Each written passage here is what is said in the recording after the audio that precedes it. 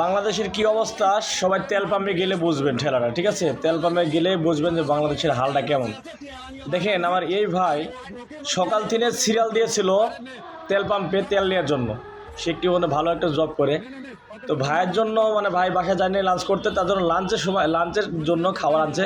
দেখেন কীভাবে খাতেছে ভাই, দেখেন সবাই মনে হচ্ছে ভিডিওটা দেখবেন আগে, ঠিক আছে? বাংলাদেশের হাল।